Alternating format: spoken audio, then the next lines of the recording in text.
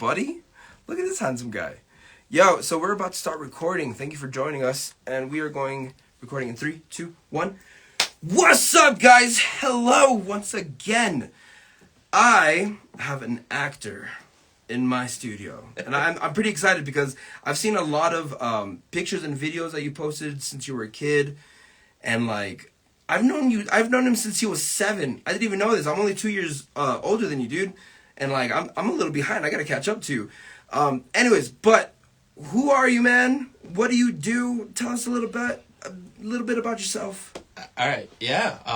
My name is Carlos Vazquez Baur. I was born and raised here in Santa Fe, New Mexico. I work full time as a software engineer during the day, but outside of work, I do tons and tons of music. I sing with the Santa Fe Symphony Choir. I do musical theater here in town with a local professional group, and pick up other gigs when I can. Got you. I just like to sing. So that job, being a tech engineer, what are like the responsibilities that you have? So I work for the bank TD Bank, like TD Ameritrade, and I work on their Android app. Oh shit! So I write code.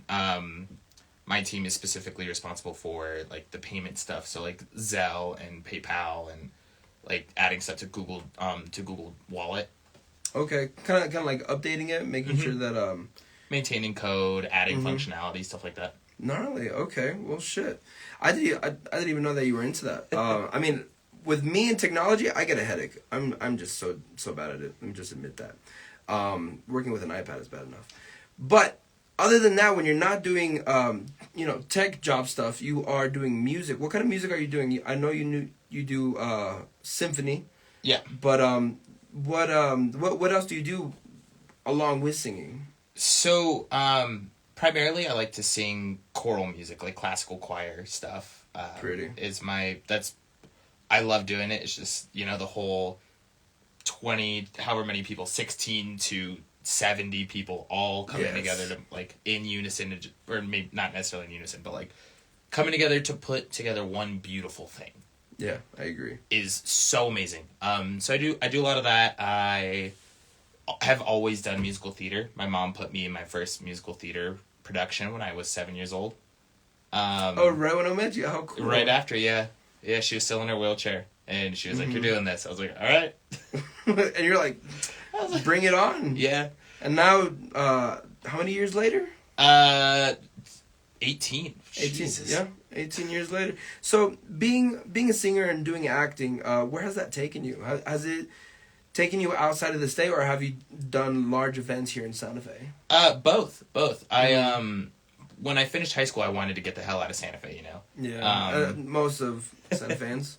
Yeah. So I got a scholarship in college to Gonzaga University, which is up in Eastern Washington, the big basketball school. Gotcha. And I got a scholarship to go sing in their choir. So I went, and it didn't make me major in it or anything, which was really cool. So I got to just sing, and it helped pay for college and get really voice lessons. With that, I was in their concert and chamber choirs, and so through that, we toured all over the Northwest. We would go at least once a year to Portland and Seattle to go perform. At least once a year to this tiny little monastery in Idaho. All these nuns would watch us and get super excited to watch us sing. Oh, that's so precious. And my senior year, we went on a month-long tour of Italy, where we were based out of Florence, and we were performing. A month? Wow. Yeah. We fundraised for it, so it was mostly paid for. That's really great. Which was really, really cool. We performed with a lot of local classical music groups around in the different areas we were performing. So, like in Florence, we worked with a conservatory there. Their symphony performed with us. We brought our own ballet dancers. We did this huge work where the composer of it flew down from London. He coached us on it. We had, I think, like 20 ballet dancers dancing on the stage in front of us, a full symphony. We were singing with a local choir in Florence called Coreos, which was Florence's first gay choir, which was really cool. Like happy choir? Or like LGBTQ choir. Oh, respect. That's insane. They performed with us. We did another joint concert with them and then a couple other local choirs. We went to Mantua and performed. We went to Cremona and performed. We went to this little town outside of Milan and performed. Mm. It was really, really cool. That sounds insane. I mean, because the talent has taken you so far, and I mean, you have a large passion in it too, right? Yeah. Oh, I love it. Well, for 18 years, yeah. Yeah. Singing is, when I sing, I'm at peace. Oh my God. Regardless of what's happening. Yeah, regardless of what's happening, I go to a rehearsal, and what I love about, like, specifically, I mean, I love all singing. Theater is amazing, but there's a moment in choir concerts where, with a good director, when a song finishes and you're in a really wet space, so it's echoing, like an old church with big ceilings, where it's echoing, and the conductor still has their hands up. You're done singing, but the conductor still has their hands up. The whole choir is still holding eye contact. The entire audience is holding their breath and just letting the sound ring until the conductor relaxes a little bit. And then the choir relaxes, and then the audience is like, okay, it's done, we can clap. Oh my gosh. And it's just that moment of just silence where everybody's just like, holy crap, that was amazing. I know exactly what you're talking about. It's a magical moment. It really is. It's kind of like ecstasy, because you get all these different emotions with the song. Yeah. And then it comes to this end, and it's just kind of like it lingers. It lingers. I know exactly what you're saying. And however many people happen to be in the audience, like a couple hundred people are just all holding their breath and savoring it at the same time. It's, I don't know, it's amazing. Yeah, good times. I never did anything with music in high school, but I did orchestra, and we played the song, etc., etc. Super easy songs. But as soon as you were done, we would hold a note. He would stop. It rings out. Yeah, and then just everybody's like, "Do we clap now?" Yeah. Wow, that was it's weird to explain in words. You put it perfect, honestly. And when you sing, it doesn't matter what's going on. You get this bliss out of it. Yeah. I was like, I haven't met anybody that said the same thing. Because, like, I was having a conversation with someone, and I was basically telling him, like, singing is the only thing that takes me out of depression. When I'm crying, Dude, when I'm real. sad, when I'm going through shit, the only thing that takes me away from that is when I sing. I don't think of anything else but articulating the words and hitting the note a little bit more from the diaphragm. There's so much that goes into it. It's a fucking art, man. That's insane, dude. Fuck. Oh my God. I've known this fucking guy since he was 7, and this is our longest conversation. That blows my mind. I know his mother. I know his whole family. Like, this is just crazy. Which is, I'm really happy to have you. First off, Happy to be here. Really quick. So, born and raised here, we said, right? Yep. Awesome. What about the family? Was the family originated here, or did they move in? Like, So I don't know about that. We moved here. My aunt was moved here when she finished law school. She was the first on my mom's side of the family to go to college. Cool. She went to Notre Dame. She went to law school at Notre Dame. Notre Dame, like the college, yeah, like the football school. That's huge. She was in one of their, I think, the first class of women at their law school. Then she moved here, and then Bill Clinton, partly because she was being considered by Bill Clinton for the federal judge position here. Wow. And he appointed her, I think, in 93? But she got here in about 90, and then my whole family followed. And my parents met in San Francisco, but my mom was like, I'm going to Santa Fe. So my dad came. That's insane. And Dan... stepdad, yeah. Stepdad, got you. Okay, yeah, because the dynamic of you guys' family is so huge, and I'm just like, wait a minute, who are you? I know you. I know I met you. Damn it, dude. By the way, I was just thinking about this. Do you remember on a Christmas day, out on the road, just not even far, like the old house that I remember seeing you at, during Christmas, you guys gave me a dragon egg. By any chance, do you remember that? Oh, the house down, like 10 minutes from here. Yeah, just straight down. Yeah. You remember that? God, I still got the dragon. I love that house, man. That house was so cool. It was really nice. Like, it was very spacious. It had its own three different hallways. It was like an H. There was like half the house over here, half the house over here, and then just one big hallway in the middle, and like big backyard behind it. That's crazy. It was gorgeous. I mean, I was like 9 when we lived there, so I don't really remember it I have faint memories. I think I was a bit of a dick. I mean, I was a punk. That's good. Anyways, do you plan on staying in Santa Fe, like buying a home and settling down, or do you think that your career is going to take you somewhere else? What's your plan on that? I would love to settle down here. Mm. I don't know if I want to leave for a couple more years and then come back again. But I never expected to come back after college. But really? COVID happened, and I graduated, and I was living on my brother's couch. And I needed a job, and one popped up, and I moved back from Washington over a weekend for a job. Like, I got the... Shit. I applied on Friday morning, got the call back at lunchtime Friday. They said, can you be here Monday? I said yes. So I was working at a Men's Warehouse. I walked in, quit my job, went back, packed, and flew out the next morning to come back here and start working. Wow, that's really huge. And it's benefited you, right? Oh, greatly. That's I mean, great. I forgot how much I missed being around Latinos. Really? I mean, being in Washington, what, like, I don't know if it's a stereotype, but it's more of like a general observation. You know, a lot of white folks that are like very politically correct, and like. Well, not where I was. No. Where I was, it was a lot of white folks that didn't like their Latinos. Boo. So you didn't speak too much Spanish around? No. My Spanish has gotten so bad since I left for high school. I mean, it's gotten better now since I moved back. Being around the family. Being around the family and being around Santa Fe and everything. Mm-hmm. But when I was up, I mean, you say one word in Spanish in the wrong area and people are like, ew. That reaction is so ew. What the fuck? Yeah, I wish you guys didn't see that. Yeah, it was, it got interesting sometimes. I mean, on our campus, it was better. Mm-hmm. But our school is small, and our school is for 4,800 students. And the city itself was 300,000 people. And so if you wanted to do anything, you were out and about, and you just get some not okay reactions from people sometimes. And thankfully, we don't have that here in Santa Fe, honestly. Yeah. I've never witnessed it gracefully. I think I have, but I just brushed it off. I was like, I don't know if you're being racist or you're just a twat. I'm just gonna leave you be. But I mean, hell, Santa Fe, I love you. So by settling here and buying a home, continuing your tech job, what are the plans for the next 5 years with your career? Like how are you gonna balance your tech job and your music job? Do you plan on having them? Would you sacrifice one?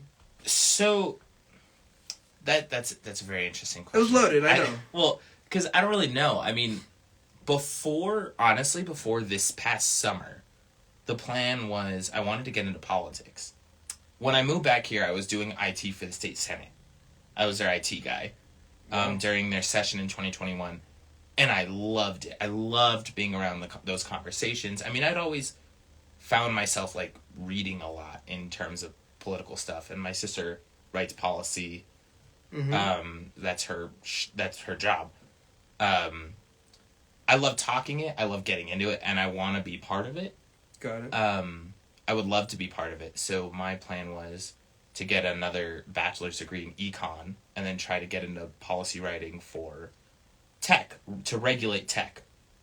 So the laws that tell Facebook what they can and can't do and stuff like that. The stuff that we need. Yeah, but that controls the whole world, basically. Yeah, the stuff we need, but nobody knows how to do because no people that are in politics understand technology.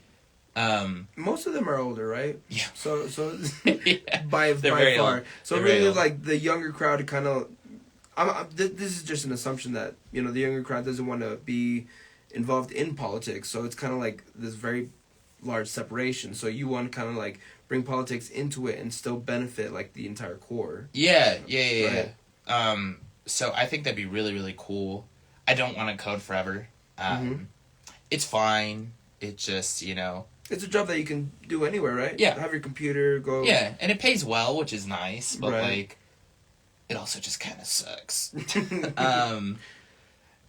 But after this, I did a play this summer, and I did this opera thing this summer, and it was the first time I ever felt like I was a good performer.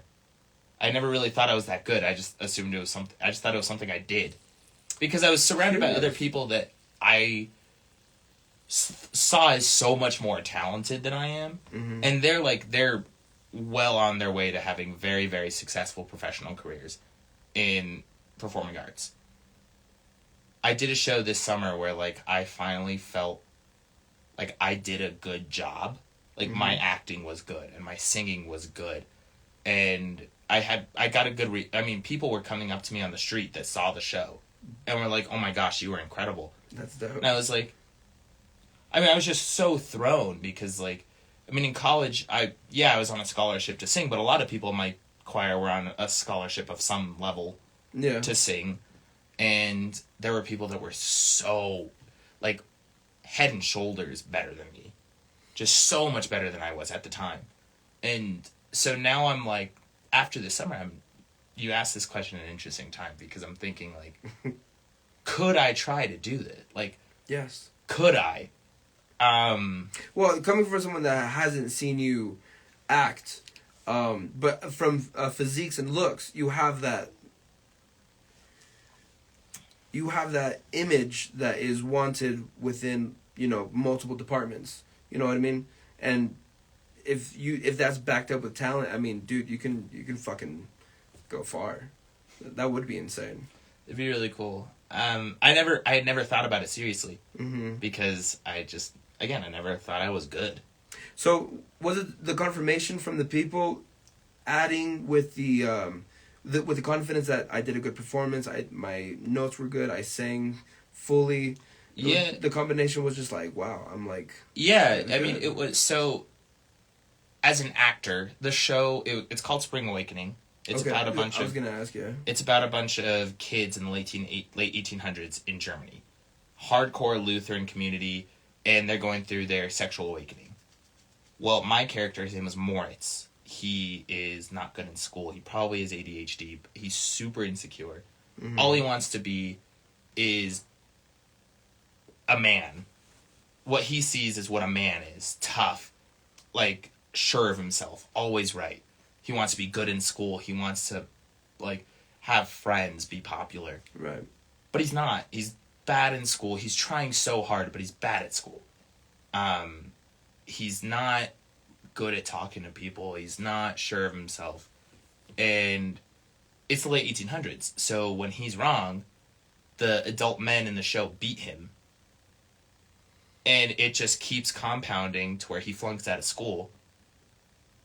So he kills himself. So I had to kill myself on stage. There was a 12-minute, right as the second act of the show started, was he just comes on and has a breakdown. It starts right at the end of the first act, but right at the beginning of the second act, he just comes on and he has a breakdown. He runs into the woods, he freaks out. Some girl tries to help him. He refuses. So she leaves, and then he freaks out because she's gone. So he pulls a gun out, and I had to put the gun in my mouth on stage, and then it was just a blackout. My character was dead. But I had to do it was so amazingly difficult to let myself get there. Us Latino men, we're not taught to be emotional. Yes. We don't let ourselves be emotional for the same reason. It's in our genes as well. Yeah. It's just like, no, don't cry, don't show emotion, you gotta be tough. It's the whole, I just think my tio Eddie being like you're gonna cry, let me give you something to cry about, and like a hit upside the head, or like, you cry and you're seen as less manly. So, the cognitive dissonance of, I need to let this happen. I need to just let myself break down. But also, my brain being like, you can't do this in public. You're not allowed to do this in public. Right. Which is also what the show is about. That's what this character is. He's freaking out, and he doesn't know how to deal with it because he's never seen a man be emotional. So he sings a song called I Don't Do Sadness. And he's just pissed because that's the only emotion he understands, and he doesn't understand sadness. And so I was having to channel that, which is like, that's our lives. Yeah. As young men, when you're raised, that's what you want. That's what you feel. And so I just poured my heart and soul into this, and I felt proud. I felt so proud of it, and I had people coming up to me and just being like, just give me such great reactions to it. And I was like, wow, this, like, letting people see this was good. Do I think I can be that vulnerable all the time in public? No, not yet.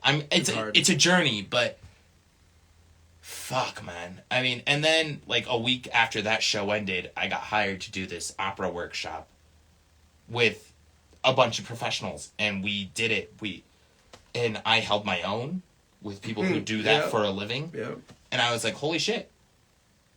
And, like, I got compliments on my performance in it, and I was like, this is the first time I've ever felt like I'm good at this.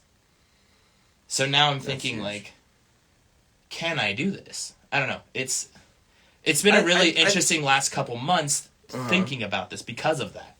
I think you do know. You just don't want to. What's the term? I'm trying to find another term for it. But my favorite term is you don't want to suck your own dick. Yeah. But at the same time, it's like you gotta give yourself that props. Like, you gave everything that's very hard to, in general, give to audience, to people that you don't know. And that vulnerability, it's insane. It's definitely insane. Fuck. My goodness. Yo, that's part one with my podcast with Carlos Vazquez. Vazquezbaur, right? Baur. There you go. The name was so long, I was just like, all right, just remember the core ones, okay? I got this. Thank you for tuning in, guys, with my audio podcast with Mr. Carlos. Stay tuned. We will start part 2. I definitely want to get more into this play that he was just talking about, where it has taken him, and definitely about the other other plays that you have, been a part of. What other songs? What do you want to do? Like, would you ever want to do pop singing? Or, we were talking about the Beatles and Ed Sheeran. Would you ever, like, involve yourself in that? So I definitely want to get into that, guys. Thank you for tuning in. Sorry, not sorry that I talk so fast. I love you. Bye. And that's it for part 1. How was that, guys? Hopefully you liked that one. Dude, that was goddamn. By the way, and you know what, never mind. I'll save it for later. So some kind of touchy, but we'll talk about it later. But long story short, I completely relate with the smack to the back of the head, dude. Yeah. I think you know, right? Because my T.O.D. Yeah, because I know my T.O.D. Because I lived with them. Yeah, so did I. I don't know, for like 12 years. That look should be enough. Anyways, so family's weird, y'all. Make sure you got your families back. That's the biggest thing that I wanna say. What was the name of that play? Spring Awakening. They just had HBO just had a documentary come out about it. Wow. Because it was the 15-year anniversary in May. It came out in 2007 on Broadway. And a lot of the people that were in that original cast are all over, like, in terms of performing. They're huge. I mean, the main girl, Leah Michele, was the main girl in Glee, the TV show. Wow. The main girl from Spring Awakening. The guy, did you ever watch that movie Pitch Perfect? Oh, yeah. All 3, of course. So, the main guy in the first one? Yes. The white guy with the kind of curly, not Ben Platt, not the magician guy, but the other one, who, like, dates Anna Kendrick? Yes. He got his start in the original cast of Spring Awakening. This guy, Jonathan really Groff, who was in the original cast of Hamilton, Lin-Manuel Miranda's big play that came out a couple years ago, he got his start in Spring Awakening. The cast is all over the place. The guy who played my part won a Tony at like 16 years old or 17 years old or something. It was huge. It won the Tony for Best Musical when it came out. That blows my mind. I knew nothing about it before we did it. I didn't know anything about it. I'd never heard of it. Well, I mean, especially for me, because you say these plays like, and And I'm like, I wish I did. Because, like, damn, I don't know anything about plays. I don't know when they come out. I don't know who's in them. I've been so, like, you know, into music dominant that, you know, that the acting thing. I know very little about musical theater for someone who does a lot of it. Mm-hmm. I mean, I've only seen one show. It sounds like you know a lot, though. Well, I've only seen one show. And that was Jersey Boys. Which is about the Four Seasons, Frankie Valli and the Four Seasons. The old doo-wop band from, like, the 70s. A bunch of Italian dudes. I'm at a shot. Sorry, guys. I'm trying to replenish before I get on this again. It's a hell of a show. But the documentary that came out on it is really interesting. Because it's just about these, like, 16, 15-year-old kids who are, like, going to school in the daytime. And then doing Broadway shows in New York in the evenings. Really? Yeah. Sounds really nice. It's kind of like, like having different personas. Like, you know, you have to be one person while you're in school, and then finally when you get out, you can, like, oh yeah, you know, do this thing that you love. I get that. Oh my god, I love it. I love it. Can you hear me? I can hear you? Yeah. Awesome. All right, we're going to start part 2, guys. You ready for this? Let's get going. 4, 3, 2, 1. Hello. Welcome to my podcast with Carlos. We're doing some ASMR. Right? That's an ASMR, right? Yeah, kind of. When you do, like... Yeah. when you eat shit, I'm like, I don't know why people like it so much. Yeah, it's like... I get it, like, the visual thing where you, like, cut... moon sand. I love that. Yeah, where it's just like very visually pleasing. Yes, but the sound of munching, chewing or like breathing. Do you, boo boo? Do you? So I apologize. I'm not yucking your yum. Just personal. I love that. Don't yuck someone's yum. I've never heard that phrase and I love it. Oh my god. Do you do you listen to podcasts? Some, yeah. Some. I love Big Mood. Big Mood Girls, I doubt you're going to be listening to this because you guys are so big, but shout out to you. If anybody out there likes podcasts talking about some... Oh my god. I'm live on the band page. I'm live on my fucking band page, guys. Wow, I apologize. Holy shit. So, for those of you that don't know, I run my band's Instagram, and I am on my Instagram page, doing my podcast, which was supposed to be under my account. Fuck it, we're gonna keep this going. I'm just gonna take this and put it into my account. But hey, whoever's watching out there, Inviting the Damned, check us out. Anyways, Carlos, what were we talking about? I apologize. You said you wanted to get more into that play. And yes. The plays I do. So, off camera, we were talking about how the gentleman from the first Pitch Perfect got his big opening by... doing that same play. Got it. And Spring Awakening? Yeah. Mm-hmm. Yeah, it's a cool... It's cool show. The music's... was written in the early 2000s, so it's rock music. It's, like, some of the songs are very pop-punk. Mm-hmm. When I was singing it, when I was rehearsing for it and getting into being able to do it, it was very much channeling, like, my first concert I ever went to was Blink-182. And it was very much channeling that, like, nasal production. Yeah. Through the sound, like, the... That was... It was... But in a musical. In musical theater. And it was, like, rock and guitar, big drums, bass, mixed with violin and cello... And the soundtrack is incredible. It's very heavy. Mm-hmm. It's so heavy. I mean,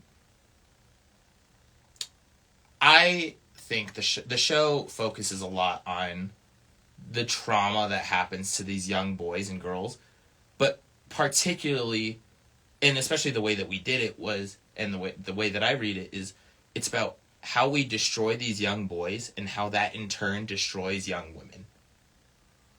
How society just tears apart these young boys in every facet. Right. The the show was originally written right after the Columbine shootings.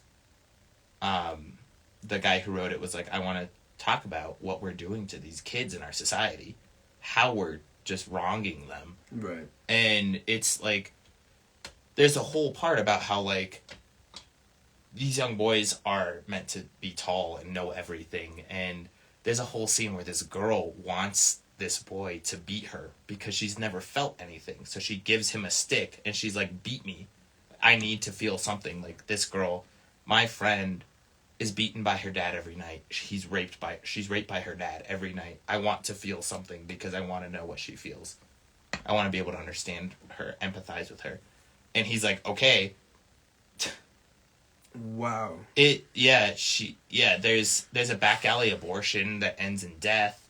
There is a suicide. There's another attempted suicide. Mm-hmm. There's also a teenage, like, gay love scene, mm-hmm. which for coming out in 2007, that's huge to be on Broadway.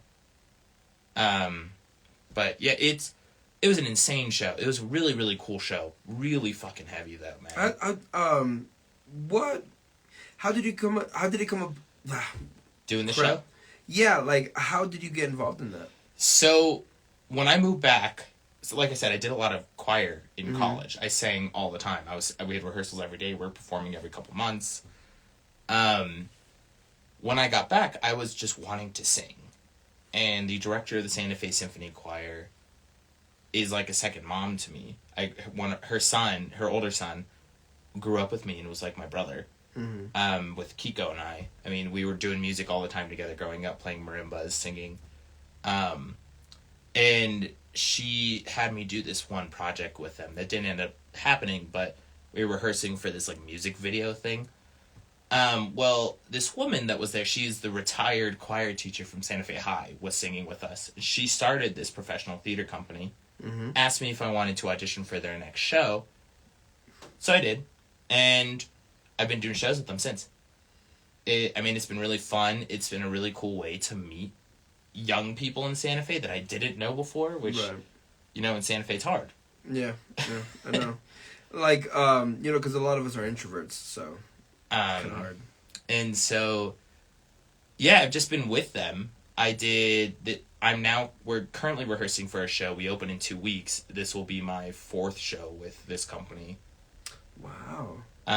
In the last year, over a year. Being a part of a company, how does that work out? Because me being on the outside, I don't know anything about being an actor and being a part of an agency or having an agent. I'm not that fancy. No? No. Okay. No, it's so it's a professional company. Okay. We're still growing. We're still small. We just had our first gala at the Governor's Mansion a month and a half ago now, which was pretty cool. But wow. You audition for each show, and she lists when auditions are and picks. So nobody's guaranteed to be in every show.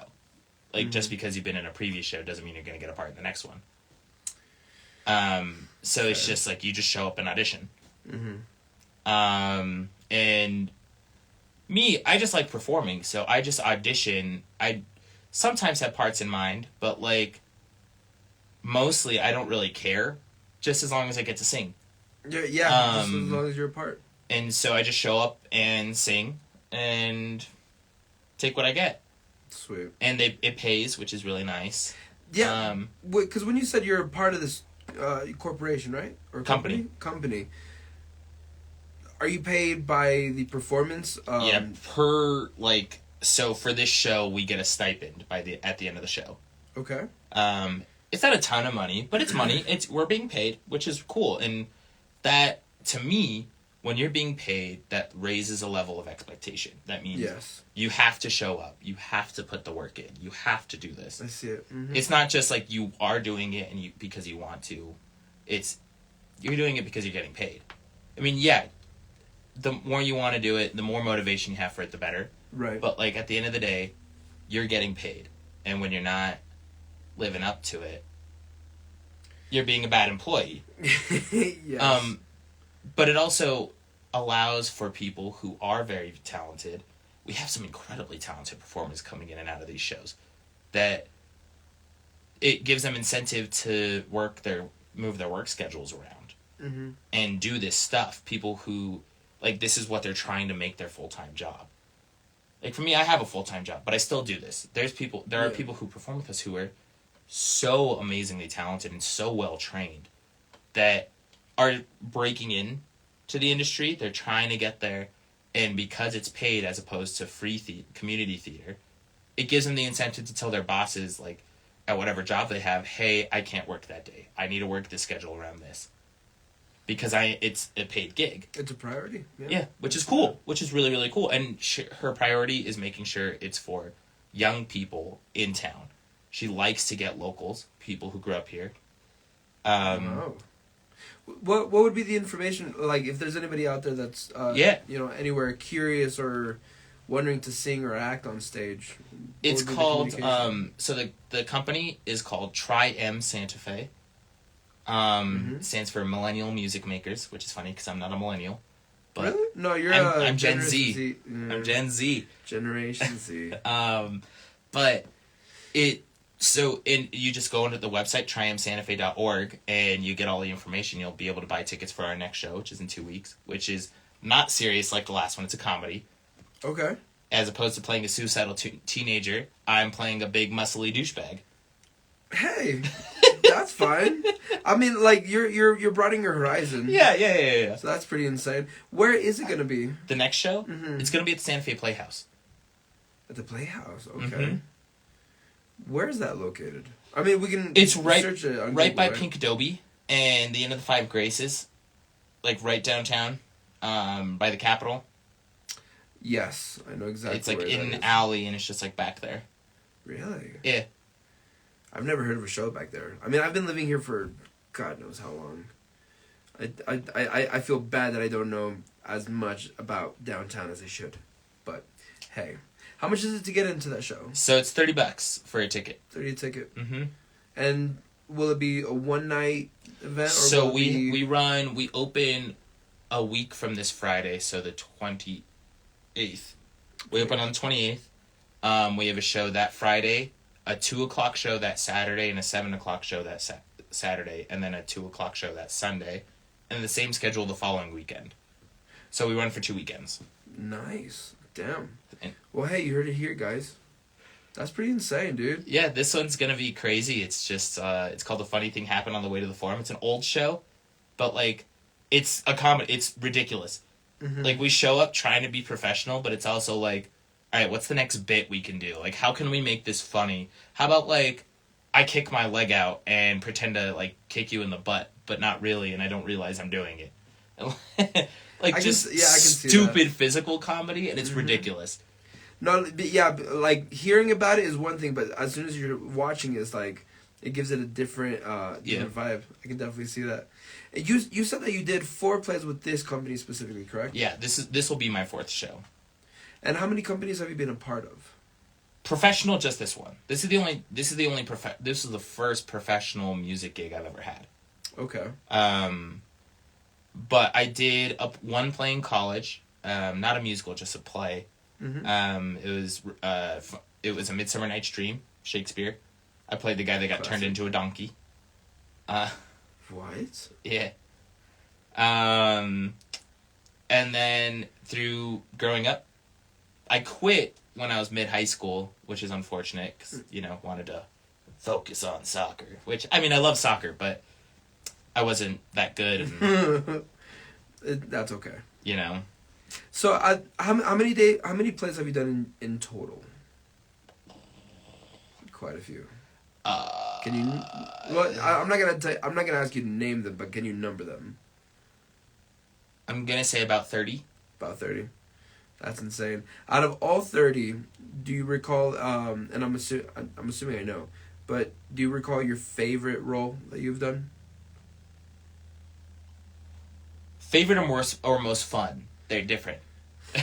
Yeah, no, because my next question was gonna be like, what was the most, character invoking role, or what was the most hated one that you like disliked and you didn't vibe with it? What is your most fun role that you? My that you most enjoyed? fun was playing Bottom in Midsummer Night's Dream, because that's a comedy, but it's a Shakespeare comedy. Right. So it's just wild. And Bottom is this character that, like, he's just an idiot. His name is Bottom, and he gets turned into a donkey. And then turned back by fairies. There's the King Fairy. Yeah, Oberon, yeah. Oh my god. Oh my god. Remembering your, like, middle school reading or something? No, high school. High school, yeah. I was Oberon, and that was curious. Savannah, thank you for being my queen. If you're watching this, yeah, because when you said it, I was like, why is that so familiar? Yeah. Yeah, I was in green tights, and I walked out with like these flowers in my hair. It was crazy. So I kind of understand like where that was going. Yeah, because someone turned into a donkey and they came out with this mask, and I was like, yeah, I remember that, but I wasn't a part of it, so I was like in the back, and I never actually like paid attention to it unless it was my parts. Yeah. So I did that in college, and that was the only play I did in college, but that was super fun. Right. Super fun, because it was just ridiculous. This role is also very fun. The one being the big muscly soldier, especially because like I used to be so skinny. I don't know if you remember, but like I saw your picture on Instagram of a couple months difference, right? Well, so no, I gained a lot of weight during COVID, so I've lost a lot of it. Who didn't? But honestly. like when I graduated high school, I was the same height I am now, so just over 6 feet, but I weighed 128 pounds. Wow. I was tiny. So just like, and so now I'm the same height, but I hover between 195 and 205-ish. Damn. Okay. What's up? So it's just like, the difference now is just so funny, because it's like, I still think of myself as that little skinny kid. Yeah. But like, my part in this is I'm this big muscly asshole. Like, I'm a douche. Yeah. My first line is literally, stand aside, I take large steps. And then I walk on doing deep lunges. Really? Wow. Ugh. Yeah. Oh, I bet you walk like just so douchey. Bro. So douchey. And it's just like, and like both my songs, I'm just flexing because I'm an asshole who's obsessed with himself. Yeah. And like, thinking of that, like, me 7 years ago finishing high school would love that. Because he was this skinny little kid. Yeah. So it's just so funny. I would love to see this. God damn it, dude. But I think my favorite role, not my most fun, was the one in Spring Awakening. Yeah. Because that one was the one that I'm assuming took the most energy. It was kind of releasing. It was cathartic in some type of way. Kicked my ass. Mm-hmm. It kicked my ass emotionally, but I'm so happy that I did that. Having that under your belt is like probably a really huge stepping stone. Yeah. What about your most hated? What was the role that you were like, fuck, I don't even want to do this? I did this. But you committed, so you gotta, do it. So what got me back into doing theater again in college was this guy who's in a class of mine was directing this one act thing for an assignment. He asked me to do it, and mind you, again, this is like mega white Eastern Washington, and they cast me as like this Mexican dude who brings on the apocalypse. Wow. And it was like it wasn't meant to be cringy, but it was just like, it was cringy. I can imagine. And I was just, we were doing this show, and like there were these Spanish words that nobody knew how to pronounce, and I'm just sitting there like, I don't want to have to correct you every time. Because it's like at the back of your mind, like you really need to, you want to. Yeah, like because it hurt. It's like the nails on chalkboard. Chalkboard, like the. You want a churro? Churro. Roll your R's, lady. But it's just painful, man. But so that was interesting. I also had to like eat a sloppy Joe on stage, but like rub it all over my face. Wow. It was weird. It was a weird one. Your most difficult. Spring Awakening. Well, yeah, right. Yeah, because well, in my head I was thinking of like what was one that was very physically demanding that made you like very tired after every time you did it. Oh, this one. The one that I'm doing currently. Oh, the funny thing happened I'm playing this, his name is Milas Gloriosus. And like because I'm just flexing all the time and like picking shit up and like it's just exhausting. And the singing is just really cuz it's really high pitched. Mm-hmm. But it's also like because I'm this big muscly soldier dude, I want to have this big booming voice for the character. So like when I speak, I'm like, stand aside, everyone, instead of just like my normal speech. Yeah, of course. So that and I'm then, here. Move. Yeah, but also doing that with my singing, which just gets exhausting. I can imagine. I can see that. While dancing. And dancing and flexing. Yeah. So like I'm literally like I'm singing, I'm like, oh, but like flexing, full on flexing, and like trying to also flex my legs because my costume is this like little leather like Roman soldier skirt thing. Wow. But like that doesn't cover my knees. So you gotta make sure those calves are tight. Yeah, it's like I like the character is supposed to be jacked. I gotta look jacked. Got it. Are you doing anything extra to portray that character more? Or are you just naturally... I lift every day. There you go. Okay. But, like, I'm like, all right, I gotta, like, lift heavy, right? Yeah, like, put an extra 25. Let's go. Yeah, let me, like... I just PR'd on my bench, which is pretty dope. I'm benching 155. I'm repping 155. 155? Shit. Which is pretty cool. But, yeah, so, like, I'm like, all right, I gotta lift heavy. I gotta look big, because that's the whole point. If I don't look big, then it's just, like, why the fuck is this normal dude supposed to be like huge and intimidating? Got it. Going into your music, because we only have a couple minutes here. Yeah. I know that you enjoy singing on stage, but is there any type of singing that you enjoy off stage, like any different genres, or is it mostly doing musicals that is your passion? I mean, singing anything I love. I have this friend who he lives in San Francisco now, buddy. We met for 5 minutes at a party randomly and added each other on Snapchat. We'd never lived in the same place, but we just became good friends, talking on Snapchat, now Instagram all the time. We send each other music all the time, and I listen to the most random shit. Like today, I was lifting to this guy Alan Stone, who is like a more soul alternative rock guy out of Spokane where I was going to college. But he's decently big.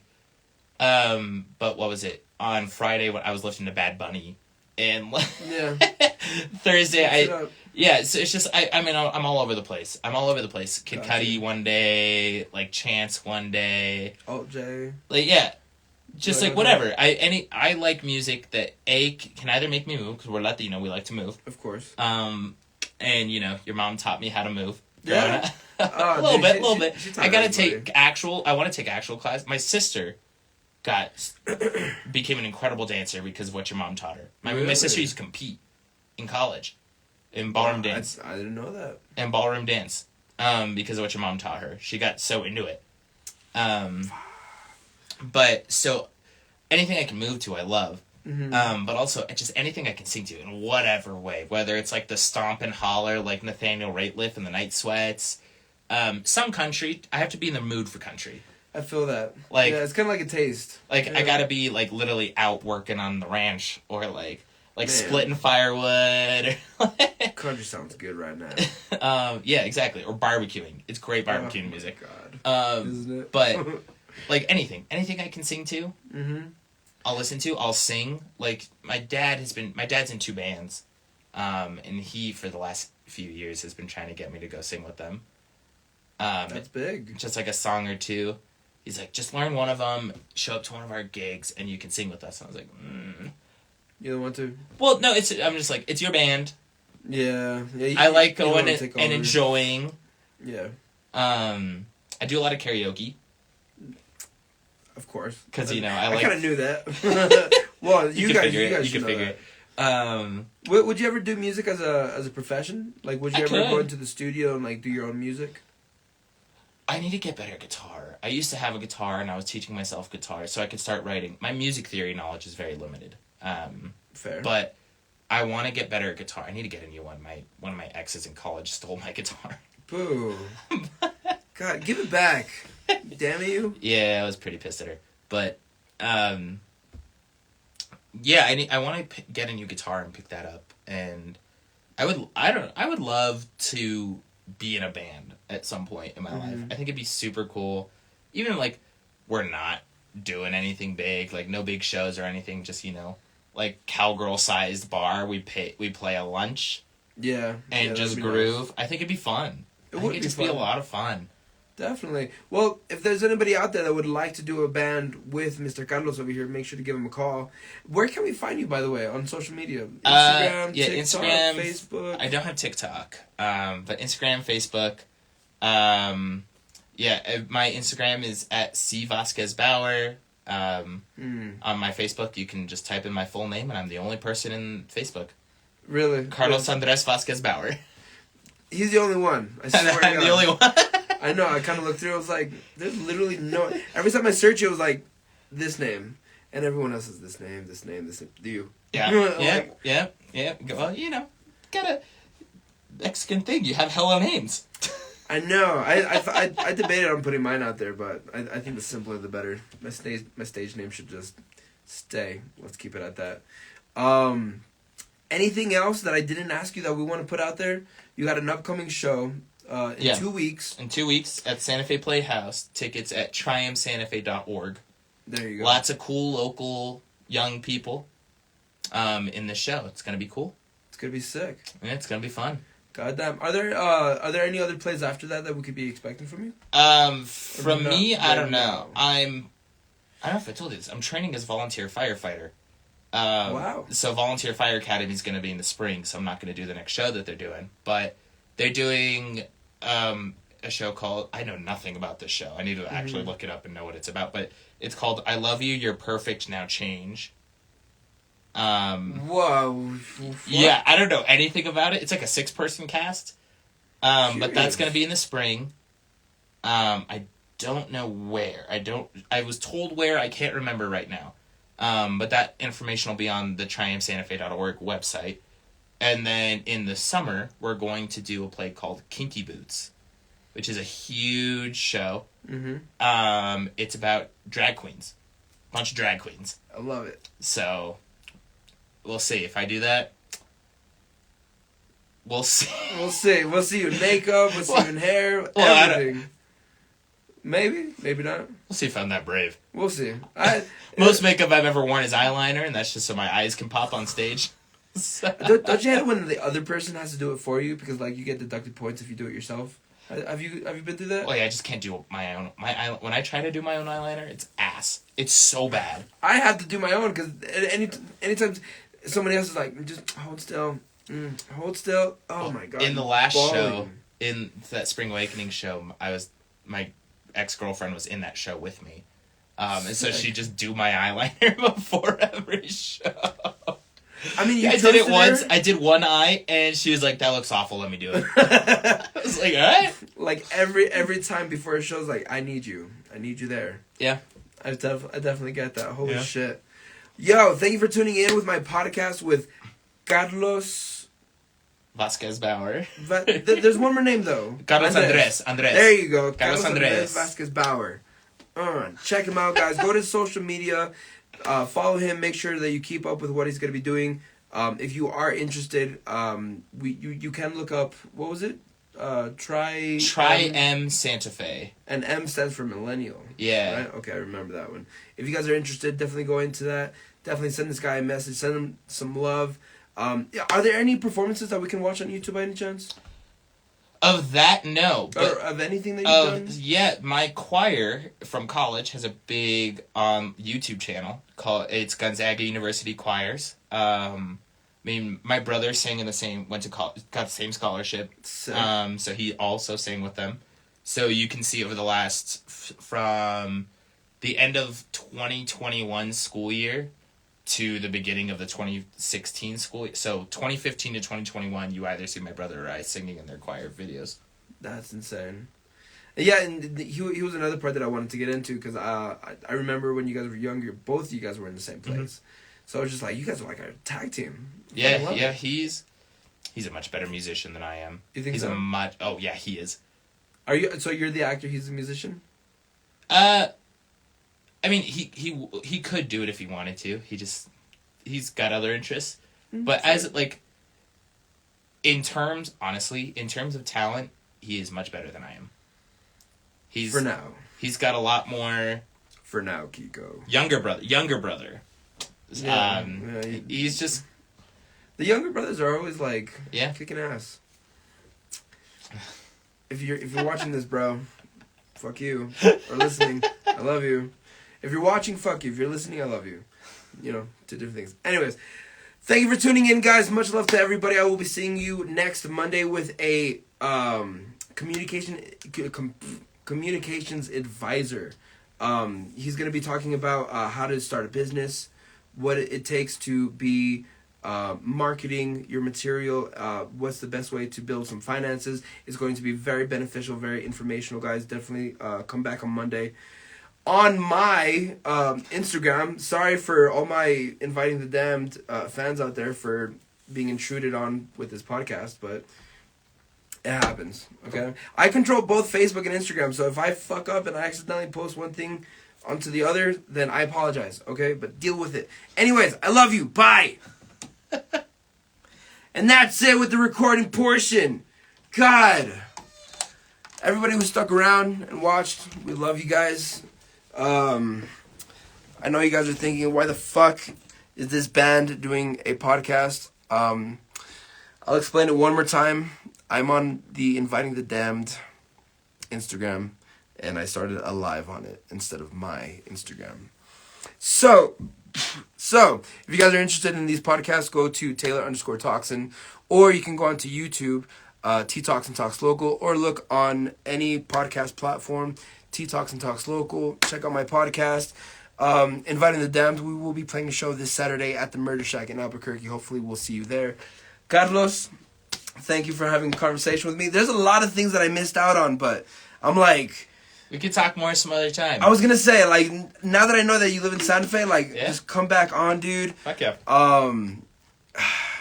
Anyways, all right. We got some stuff to talk about, okay? Outside of the camera. Bye.